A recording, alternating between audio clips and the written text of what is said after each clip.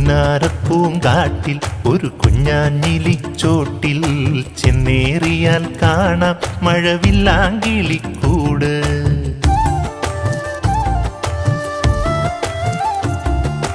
ഒന്നാം കിളിപ്പാട്ടിൻ കഥ ചൊല്ലിടുമാ കാട്ടിൽ ഒന്നായൊന്നിച്ചാടി ചെറുവണ്ണാങ്കിളിക്കൂട്ടം.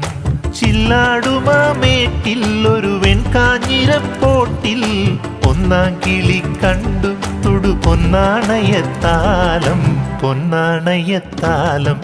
പുന്നാരപ്പൂങ്കാട്ടിൽ ഒരു കുഞ്ഞാഞ്ഞിലിച്ചോട്ടിൽ ചെന്നേറിയാൽ കാണാം മഴവില്ലാങ്കിളിക്കൂട്.